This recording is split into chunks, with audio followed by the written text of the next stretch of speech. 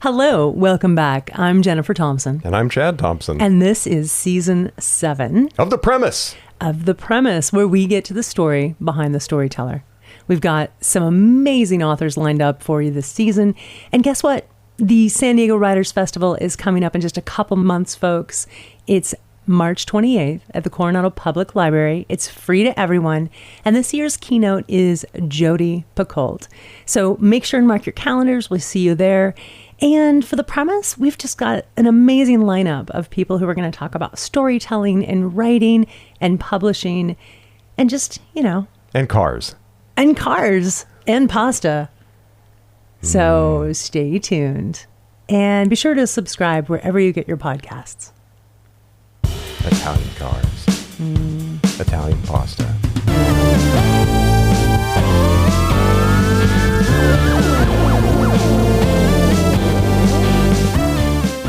Yeah, this will be on The Premise, which is the official podcast of the San Diego Writers Festival, as I think some of you know. And I'm just so excited. So about Julie, you've known her for about 15 years? Oh, when I was on tour for The Paris Wife. Of course. I think.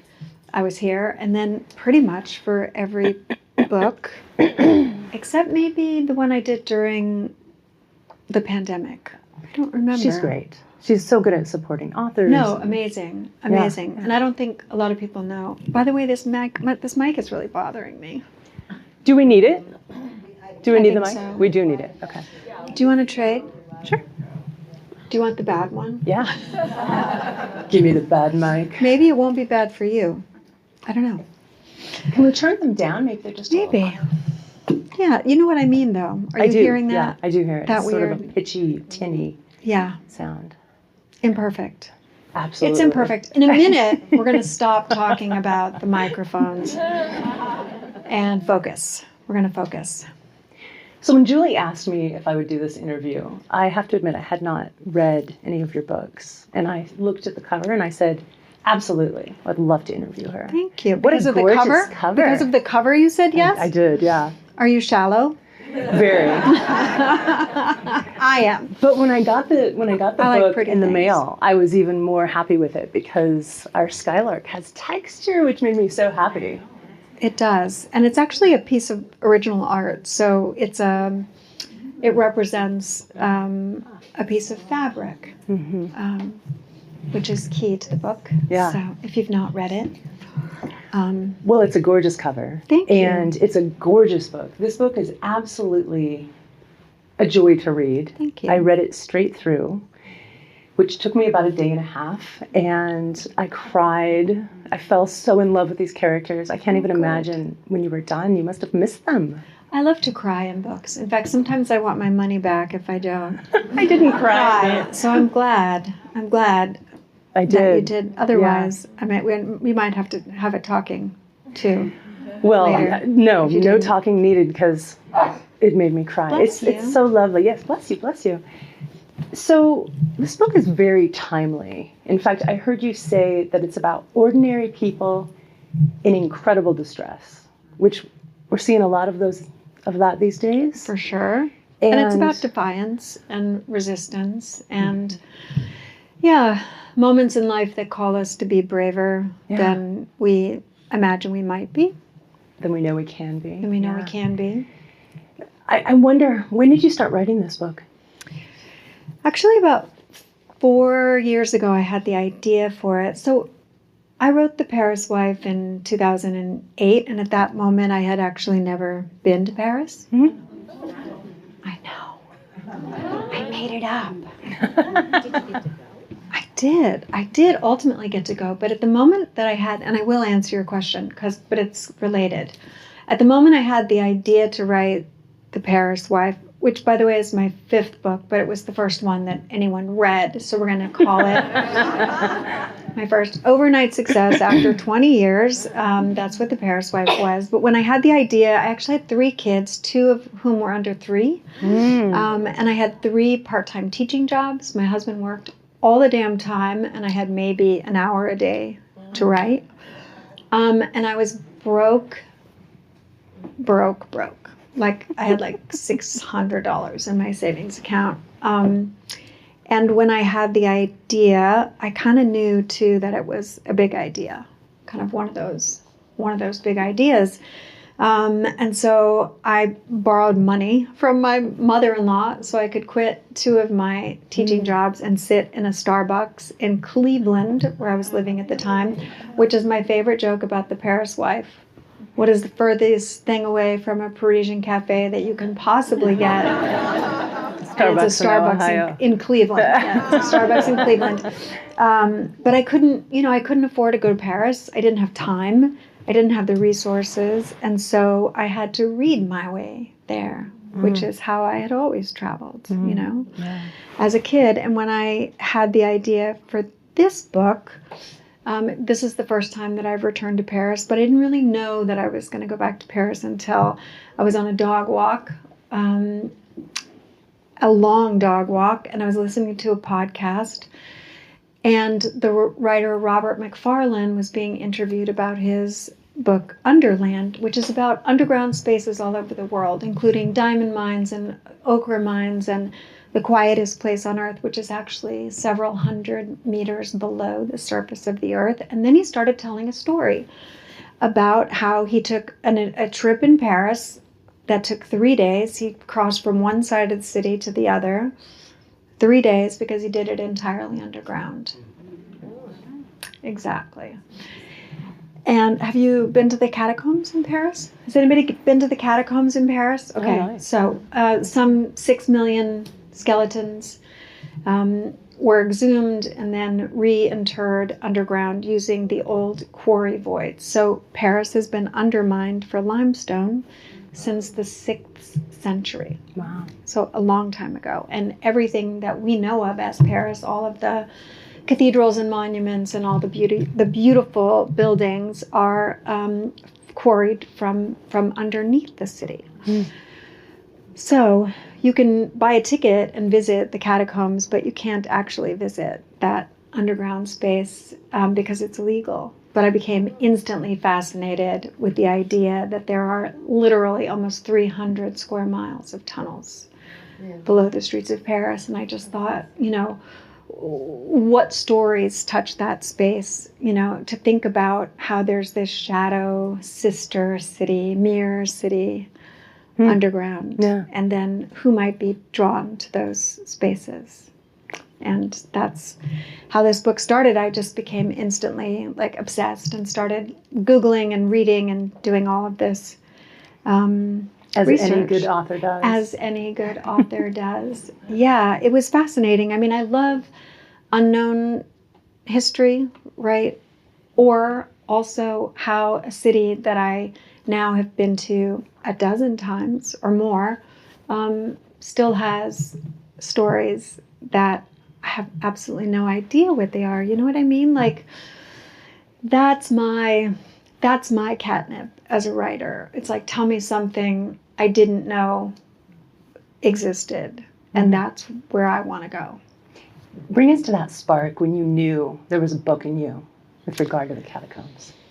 So I'm not a big fan of Google. I like books. Nothing wrong with all of these tools that we have now to do research, but I never really know what I need to know until I start digging. And then there's an almost, those old vaudeville shows where it was like the crook would kind of come and sort of hook somebody off stage. It's sort of like that feeling of being absolutely mesmerized by something. And with this book, I actually went home, I ordered a bunch of books on the Paris Underground and started Googling underground stories, Paris, quarries, blah, blah, blah.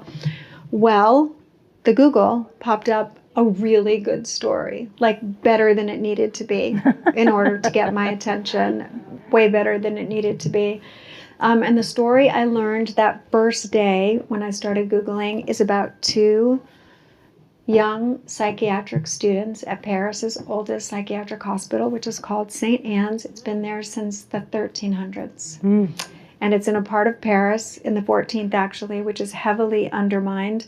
And these 2 doctors were exploring the corridors underneath the hospital on a break one day, and they found a wrought iron gate that looked very, very old, and it happened to be open. There was a padlock on it, which happened to be open. And so they kind of dared each other to push through the gate and started exploring.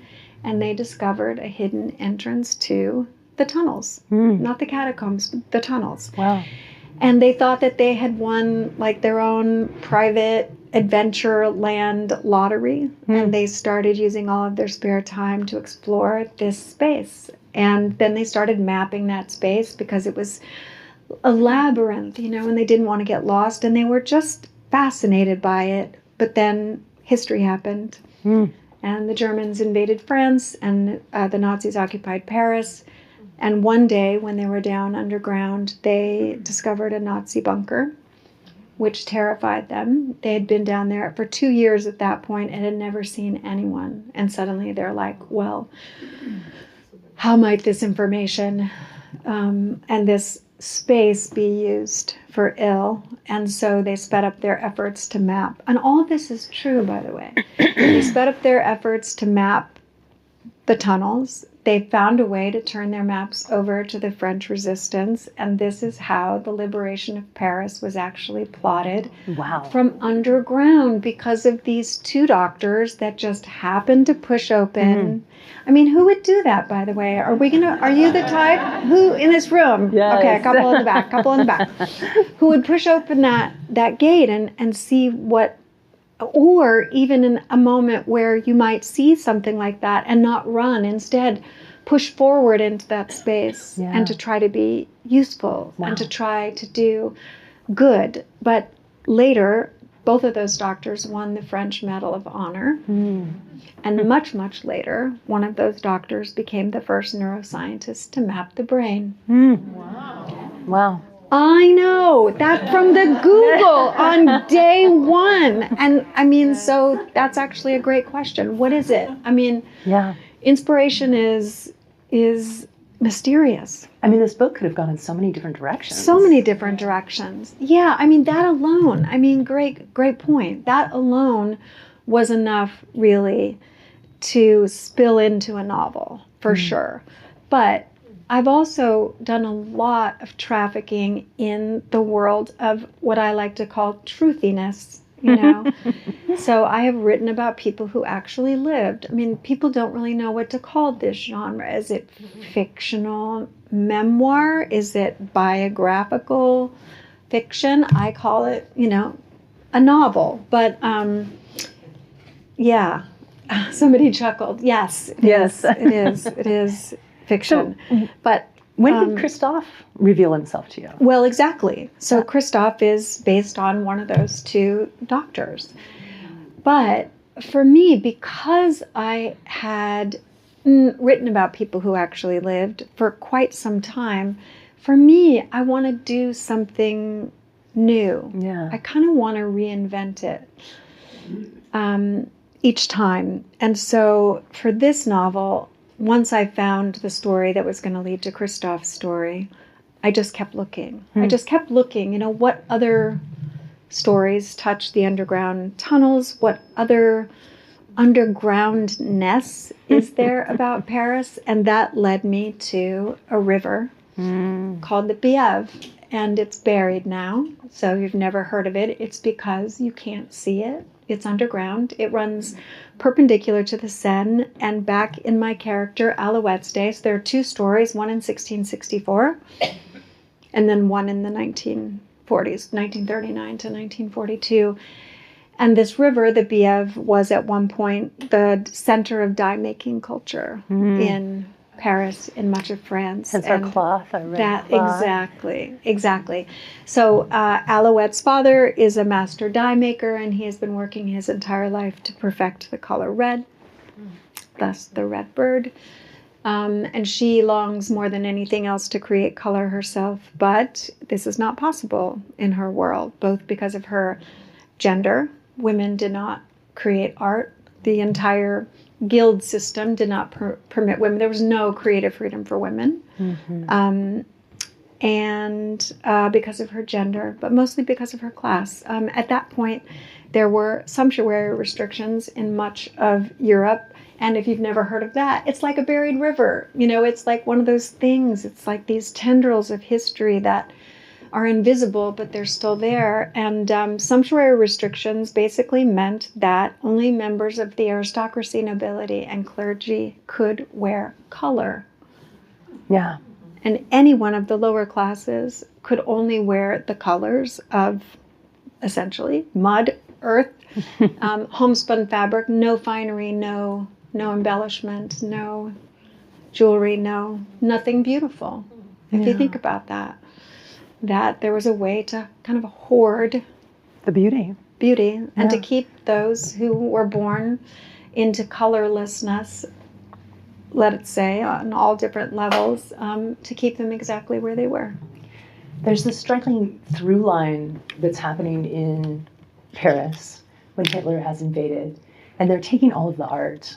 In fact, they're taking anything that's beautiful, whether it's the homes or the art, and taking it for the Nazis.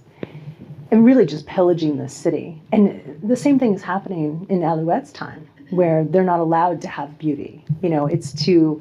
And Louis XIV at the time is trying to build out Europe, which is what Hitler is trying to do. He's trying to build his own Europe and take over. And I wonder if these two... Through exclusivity. Yeah, exactly. One of the reasons that I was fascinated with, it's like, it's all a rabbit hole for me, right? Like, I don't really know when I'm working on a book. I mean, except for Christoph's story, like 2 young psychiatric, students. So there are young psychiatric students in this novel. But it's this undergroundness that really lured me into this second story. And at that point, yes, Louis the 16th. Oh, the 16th. Right. Wanted Paris to be a shining city like Rome, to rival Rome. And in order to do that, everyone who did not fit his idea of what was civilized were pushed to the sides. The impoverished, prostitutes, the lame, the lepers, basically, but also women who were rebellious or defiant, or who also didn't fit. Who had ideas. And there was the hospital system, the hospital general, which was all of these branches. And at the center of this book, at one point, Alouette is incarcerated in a historic asylum. It's called Salpêtrière. And it was really because of Louis XVI wanting to sort of, this was the beginning of what would be called the period of confinement, meaning take everything that doesn't fit, everything ugly, all the illness, all of poverty, and lock it away. So almost overnight, Salpêtrière, saltpeter is an ingredient of gunpowder. And Salpêtrière was once a munitions factory that they turned into an asylum.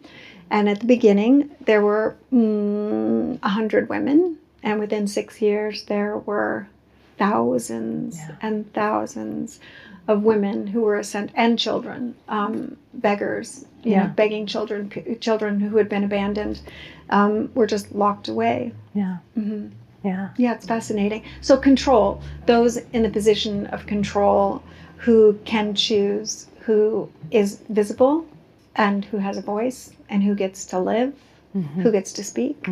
Yeah. And we're seeing a lot of that today. Yeah, for sure. Yeah, it's kind of creepy, actually, because, when, it took me 3 years to write this book, and then it takes a year once you finish the book in order for it to be published.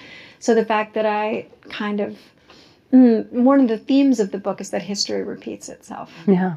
That there's really nothing new. And it's another reason why I wanted to take 2 stories and not just one, because I wanted to show. So both of these stories, the 1664 and the 1942 story, take place on one street, right? It's one neighborhood, one street, to show that, particularly in a place like Paris, right? Old cities are layered. There's like a palimpsest, right? Where history is layered. Like you can touch the Roman wall. Like you guys have been to Paris, right? You can stand in an old Roman arena, and beneath the streets there are Roman aqueducts. Like, it's all there, still there. Yeah. And what I wanted to show is that lives do touch, even though that might not happen in their lifetime. Right.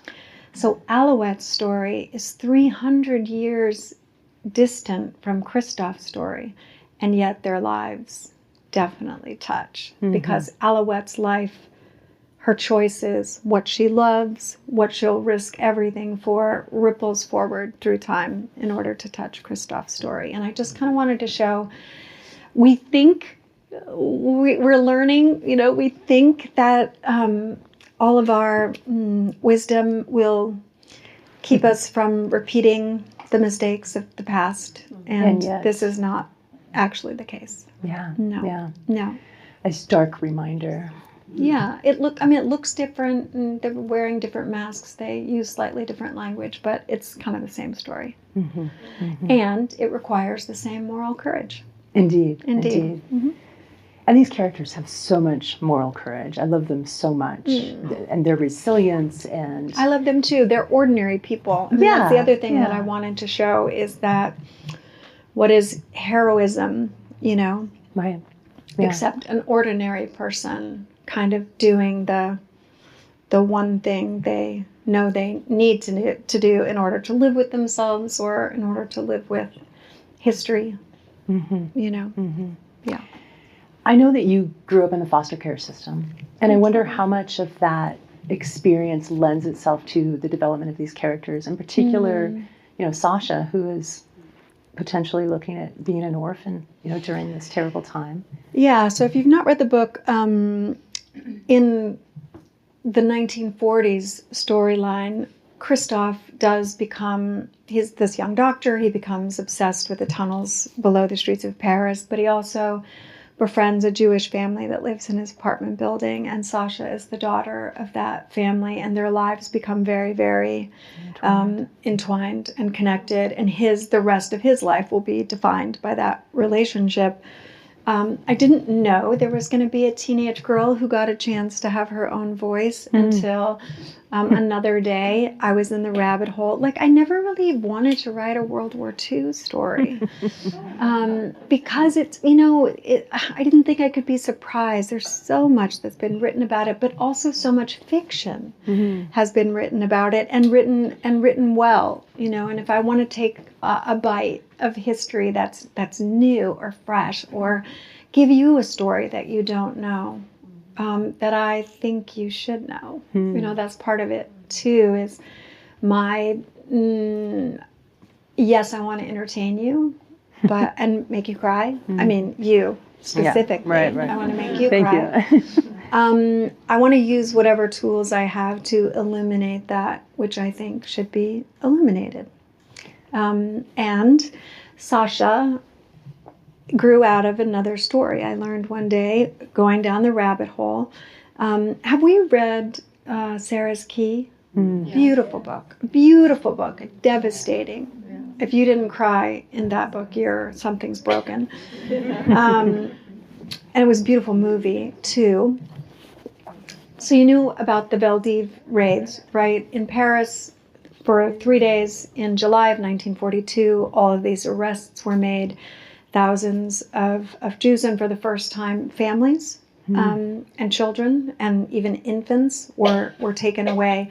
But in a bureaucratic oversight, or some sort of a loop or a mistake, it is true, because I've read autobiographical accounts, that teenagers between the ages of 14 and 18, if they were French citizens, were released for those 3 days and turned out into the streets because their families were gone.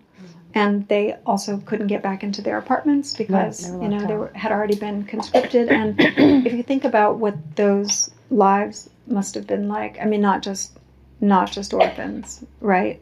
I mean, and once I knew that story existed, I knew I had to tell it. And it couldn't be Christophe. I mean, it couldn't be this Dutch doctor is not close enough to the story itself.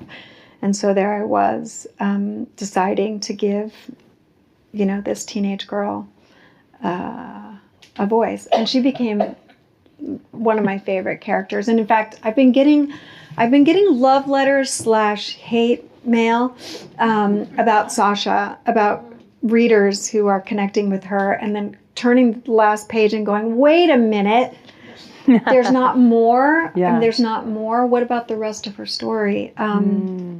Yeah. I thought it was interesting. I mean, I don't want to go to the end of the book. We don't want to give anything away, but I did think it was interesting how you decided to how to end it. Do you think that there could be a book 2? Does she have a future in your mind? No. Oh, Sasha? Yeah.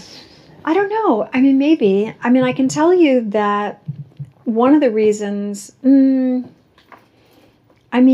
you said earlier about did my growing up in foster care, does this play into my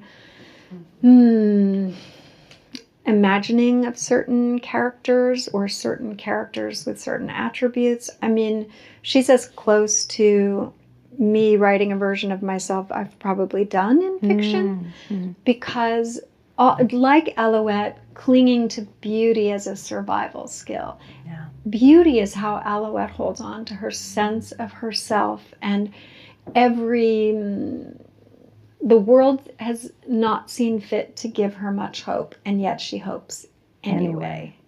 And every time a door closes, she finds a way to open it. And I have to tell you, I was that kid, I mean, I am nothing except a scrapper and an underdog, and just what are the odds? I mean, how many kids come out of? I mean, I spent almost my entire childhood in the foster care system, and put myself through school. I grew up in Fresno, and I could only go to college because at that moment you could go to any of the California community colleges for $50 a semester plus books. Amazing, right? Yeah. And I did go to the University of Michigan. I borrowed $36,000, and I was the divorced single parent of a 2-year-old. Like, my story has never looked like, the story. Right. I'm a donkey and a scrapper, and I kind of don't stop. And that's exactly what your characters do. Yeah, kind of. Yeah.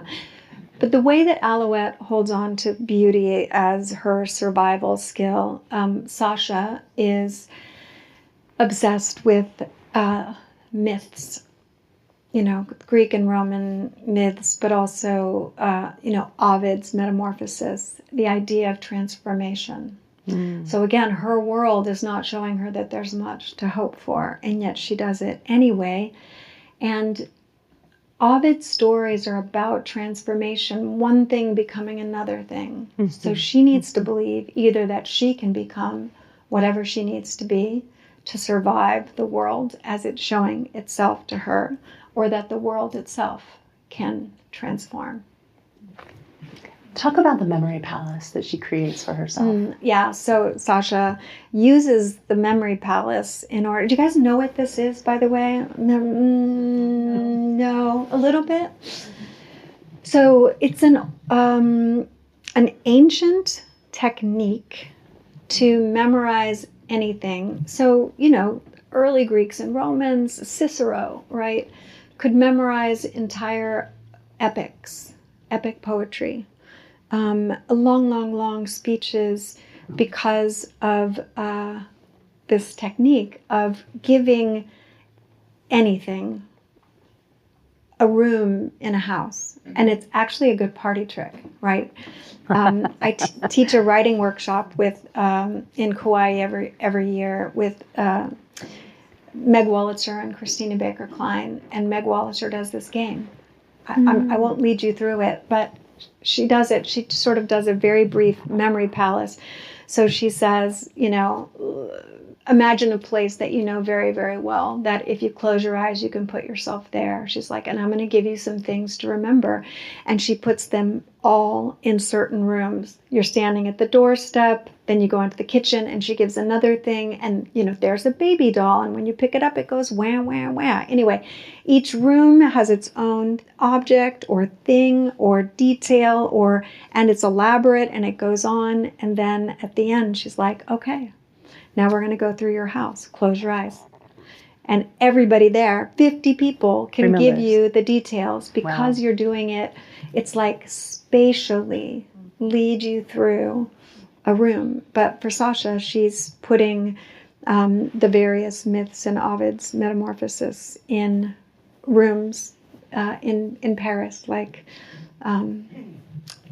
beautiful libraries. And so she's using physical locations in order to memorize these things. I fell in love with her character too. She's so lovely, and she's 12 when we meet her, and she's already teaching herself how to memorize 15 volumes of Metamorphosis. Yeah, so she's ambitious. She's quite the character. She's ambitious. I want to talk about the space between the words.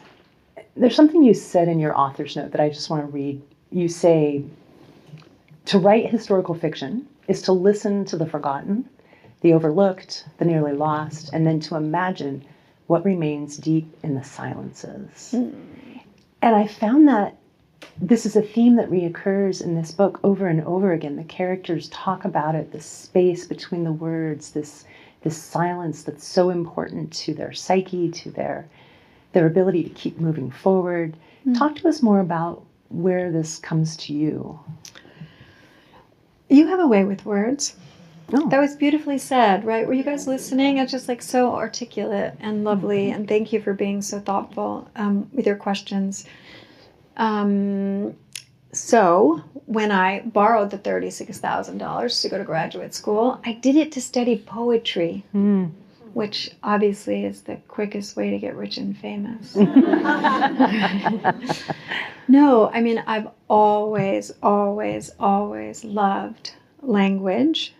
Always, always. I just love the musicality of language, but also the power of words to describe, and particularly metaphor. Yeah. Saying this is like this. If you think about it, right, from the beginning of human time, we've been describing the moon, and yet we can still do it. Right. New. Yeah, it's amazing. Right? It's amazing how much power there is in language to take how many words are there? And yet we keep saying things new. To me, that's power. To say what isn't often said is power. To say what you're not supposed to say is power. I learned that a lot when I was a kid too. And so, the silences. Another line in the book is something like, history is not behind us, it's beneath us. Right. So I think about that. I think about hidden stories. I think about those who are not typically given a voice, and then ways to tell their story, right? Ways to allow them to tell their own story. This is a big deal for me. Yeah. Well, the musicality in your writing is incredible. I mean, I fell in love with the book, and I am going to go back and read your other books for sure. So you found a fan. There won't be a quiz or anything. I'm not going to. And if I don't cry, I'll let you know. So okay, I better be some crying. Yeah. But there were so many times that I just stopped, closed my eyes, and imagined it, because you paint with your words as well.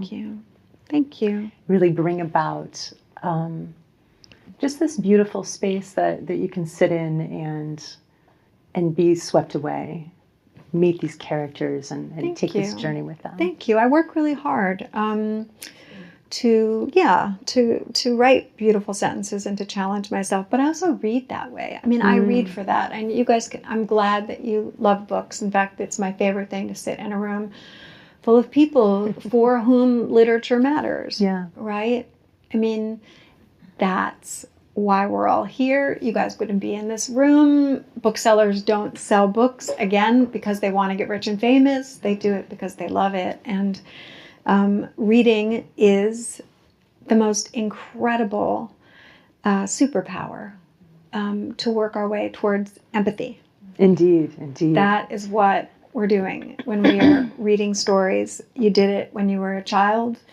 Whatever world you were reading, whatever that was. I mean, for me, my favorite childhood book is Watership Down. It's about rabbits. It's amazing. It's about rabbits. It's about so much more. But I probably read that book 20 times when I was a kid. How did I, imagine that I knew what their lives were like? Or Ray Bradbury, writing about, the Martian Chronicles or whatever. We project ourselves imaginatively into those worlds and into the lives of people who are like us and not like us. And we become more tolerant people. We become more worldly people. Whether we ever leave our armchairs, reading makes us better humans. No one will be harmed by reading a book. I hope that everyone, round of applause.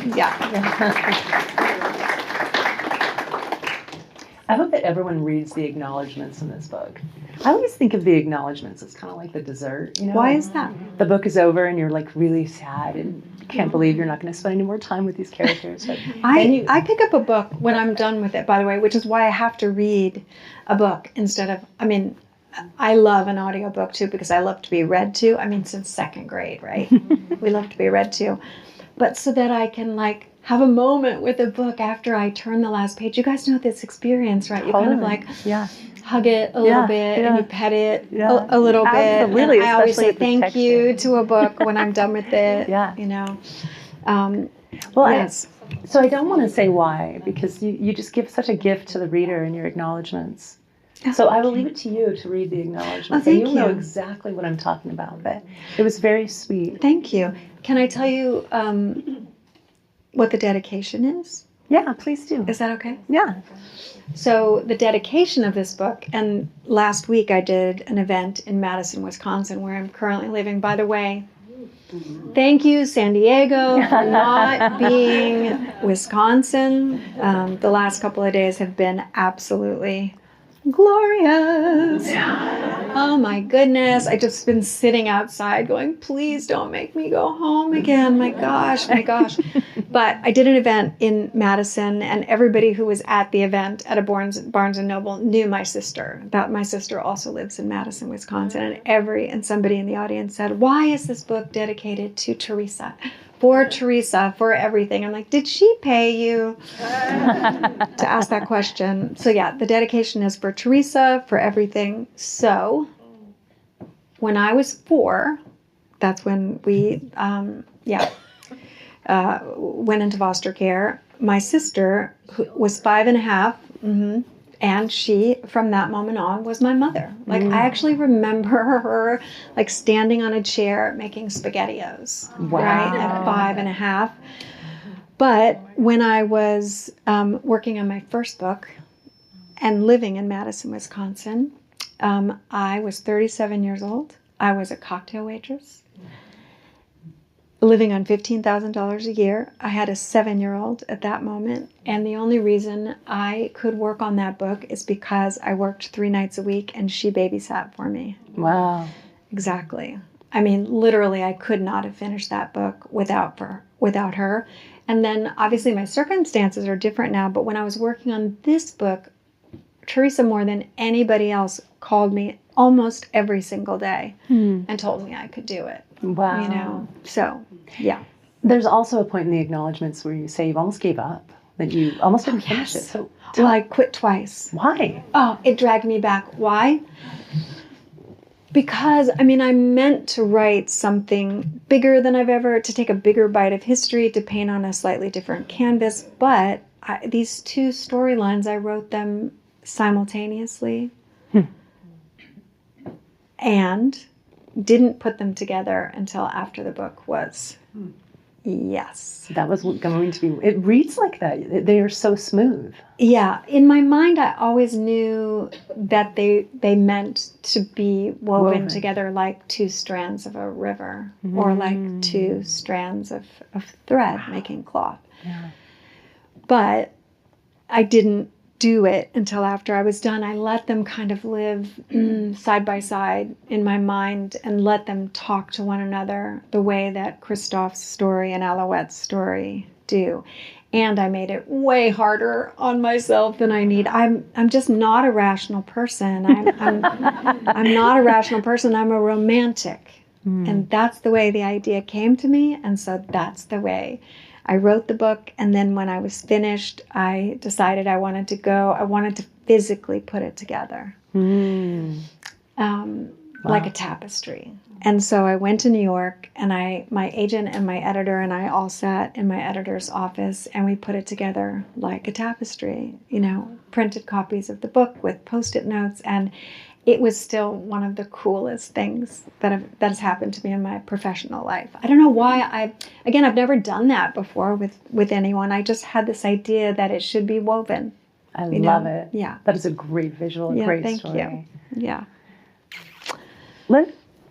I know we only have a little bit of time left, so I want to ask why you start the book with Notre Dame, and you can say it any way you want. Any way I want, yes. Tomato. Did you in fact see a bird in the catacombs? And how are those two linked? So 2 things. I'll answer this question as quickly as I can. Number 1, Notre Dame, the fire of Notre Dame, 2019, yes. Oh my goodness. So it was like the whole world watched it burn. It was a collective trauma. And one of those moments when, being a lover of history, I just felt gutted. I just thought, we can never get that back. Yeah. We can never remake what was lost in the fire. 800 years essentially melting and collapsing while the world watched. Yeah. So there's that. And in the aftermath, do y'all remember this? When scientists and archaeologists and historians started sifting through the wreckage, they discovered that there were, beneath some of what was destroyed and collapsed in on, things were revealed that had been hidden for almost 1,000 years.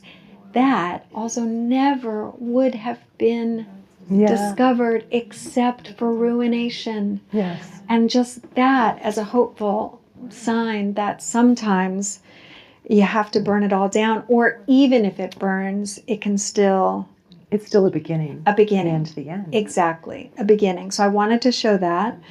But the bird, I have to say, when I did all this research about the underground spaces, I learned that those tunnels, and this was my intuition, have always been a space of defiance and resistance and rebellion and refuge for those who had no other places for that. And the history of Paris is also written underground. So there were members of the French Revolution who were down there and wrote their names on the wall and their dates. Yeah. And I've seen photographs of that. Even before I went underneath the streets of Paris, which I did, it was a crazy, crazy thing, which I'll tell you about if somebody asks me. If I went underground, the Prussian soldiers were manhunted underground in the 1700s, and they wrote their names on the walls and their dates, or their mother's names, or messages, or drawings. There was a time when prisoners would be moved from one part of Paris to another underground. They whispered their names to each other in the dark. And one symbol that I kept seeing over and over again in my research was a bird. And they were called Liberty birds, according to my research. They were directional signs that the earlier couriers drew to help point the way out.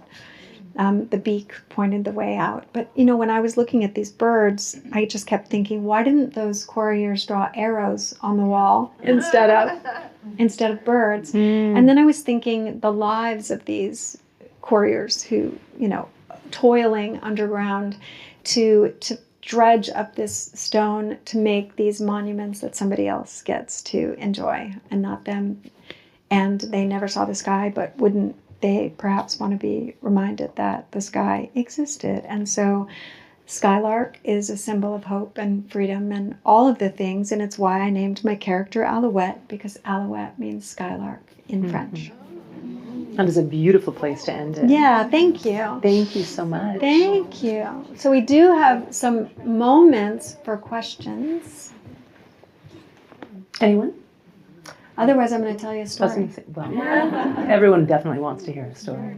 I do kind of want to tell you about my little adventure underground. Oh, please do. Yeah, yeah. Okay.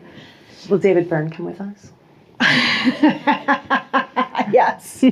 That's an in joke, but I'm going to tell you, we're all going to know the in joke. Okay.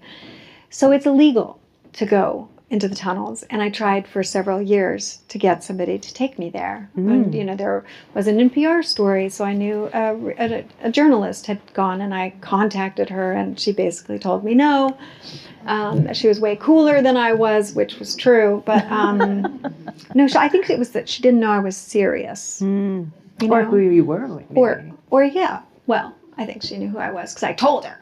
But so a couple of years go by, and I start to think I'm never going to be able to go there. And then a friend of mine gave me a travel guide to Paris. People often do. This is called Don't Be a Tourist in Paris. Do you guys know this book?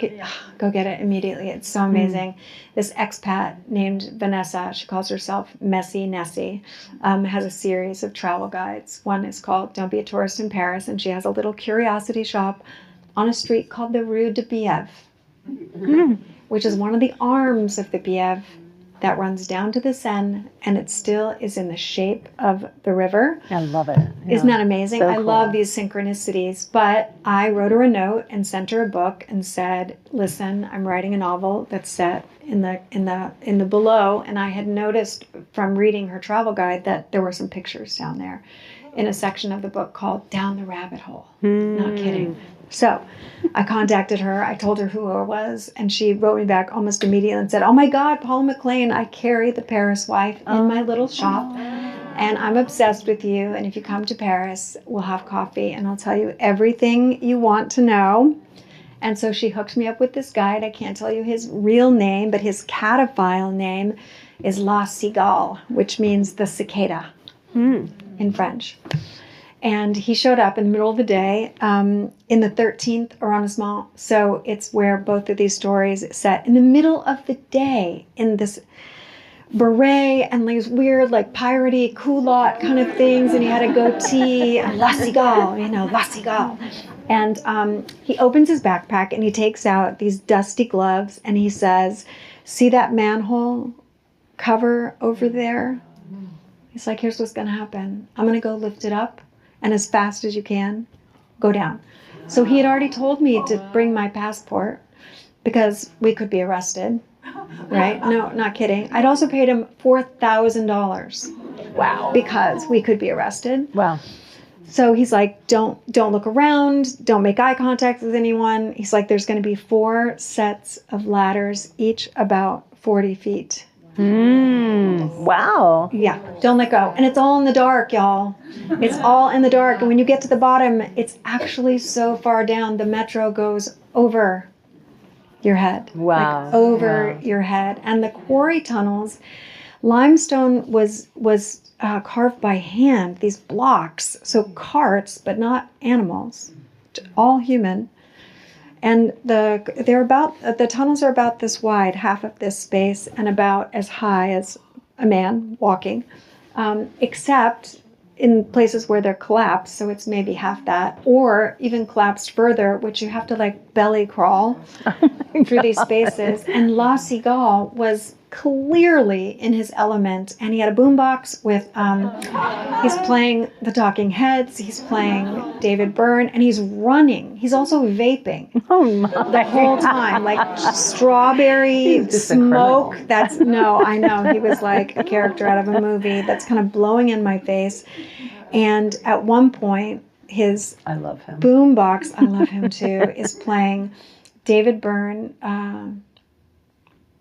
"Same as it ever was," right? That's the refrain. "Same as it ever was, same as it ever was, same as it ever was," which is the theme of the book, right? The point of the book. And as this music is playing and reverberating through my head, and he's running through these tunnels like it's his own video game, I'm stopping to see these carvings on the walls. And Liberty Birds, which I didn't know in the 6 hours that we were going to be down there if I was going to see any of this. And you'd already written a book. I had already written That's the book. incredible. Yeah, but that's the coolest thing. It's sort of like never having gone to Paris when I wrote The Paris Wife, or I wrote a novel set in colonial Kenya. I mean, you can't really visit colonial Kenya. Oh, it's back there, Circling the Sun. I love that book. But I deliberately wrote that book without having gone to Kenya because I thought I would screw it up. Because I'm still the same kid that, disappeared into worlds of books, in libraries. I mean, the library was my safe space when I was a kid, and I could read 3 books a day. And that thing that we do, which is to pull entire worlds around us so that it all disappears, I wanted that to happen when I was writing. So, yes. Yeah, it was so cool. Who would do it, by the way? Lost Seagull, if we all went today. Y'all are Quite a few brave. yes. Very, very brave. Very brave. I Very love it. brave. All right, somebody has a question. I know somebody has a question. No questions? Yes, I know. Yes. You talked about how you ended the 1938 to 40 story. I was really shocked at the ending of Alouette's story. Don't give it away. Don't give it away. What was your... It seemed different than the other piece about freedom and power and voice. What I wanted to show, how I end Alouette's story is deliberate. I wanted her story to be finished, resolved by somebody else who she would never meet, if that makes sense. I wanted her story to ripple forward and touch someone else's story and change their life without ever having met them. Because I think this is what happens. I believe this is what happens. In fact, even in small ways, like me being down there and seeing these names and dates. And if you think about what graffiti is and what we have been doing, again, since the beginning of human time, the first marks that were made on the walls, on cave walls, was color. Yeah. Ochre, yellow and red ochre mixed with saliva or water, and then blown through reed straws around the human hand on the wall, and those marks are still visible. You can still see them, you can still touch them. I wanted Alouette's story to be like that. And there is, somebody might cry, just saying, it's a little bit sad, but to me it's also hopeful that why we make marks on walls is to say, I've been here. I mattered, right? I was here. That's what we say. I was here. I lived. I loved. My life mattered. And it resonates. I just wanted it to kind of amplify and resonate forward. So I know we have a question over here, but I've always wondered about color. And where does color come from? And how do we create it? And you went into so much detail. I learned so much about how color is made. it's so interesting. I mean, I never thought it was all the river that kind of led me there. The Bièvre itself had a very exact, mineral components that made dye making.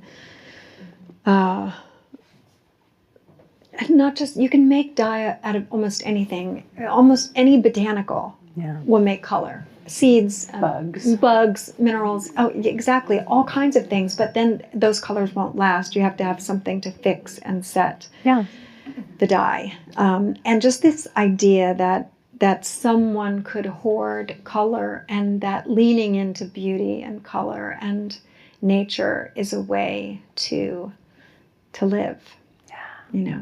Yeah. Cool. I have a question. Yeah. Your Teresa, I assume, is your sister. Teresa is my Your sister.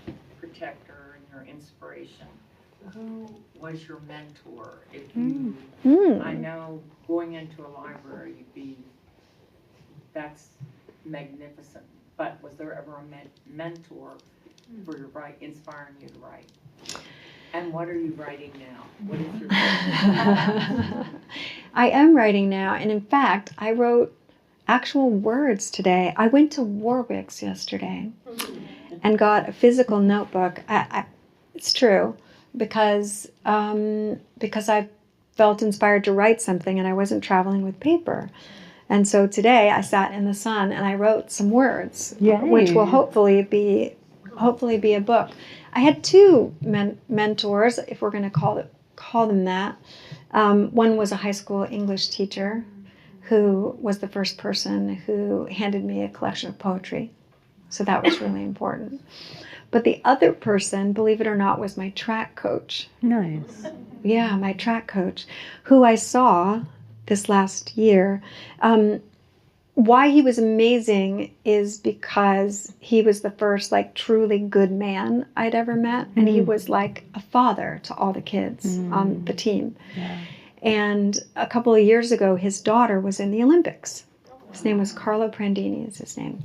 And my sister flipped her lid and said, "Oh my God, it was beautiful." And her name, she just knew it must have been Carlo's daughter. And so reached out on Facebook and said, "Oh my God, Carlo, I just saw your daughter run the Olympics. So beautiful. You must be so proud." And when she got the message back, it was not Carlo. It was Carlo Sr., his dad, right? And he said, "Teresa, this is actually Carlo Sr., but I remember you." No, I'm serious, people. This was just a few years ago. And I graduated high school in 1983. I don't know about y'all, but it was a minute ago. It was a while ago. Anyway, he said, "Carlo used to talk about you all the time. How are you? How are your sisters?" Oh. Unbelievable. Unbelievable. That's so just wonderful. last year, the reason I saw him is because our team was nominated into the whatever Hall of Fame or some crazy thing. That's great. I know. There was a medal. It was a whole ceremony. But the only reason I went is to hug this man and to tell him that he made a difference in my life. That's so beautiful. yeah, two people. Yeah. I love that. What was your race? Just curious.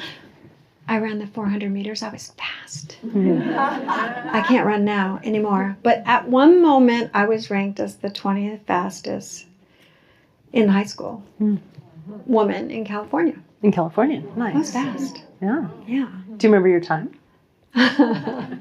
It was fast at the time. It was 58 seconds. That is fast. It Yeah. was fast. Breaking 60 was really, really hard. Yeah. Sorry. I know we have veered away from all kinds of things, but I mean, that's a great question, I think, because we can't get anywhere by ourselves alone. But particularly those of us who grow up, with a lot of trauma and displacement and that and librarians, Yeah. Yeah. Thank you, librarians. Thank you, librarians. So Maybe- I think we're going to have you sign books, I'd be happy to which sign is books. going to happen over It's here. going to happen right over here. Thank you so much for coming tonight. You're a lovely, lovely group of people. So thank you, and thank you so much.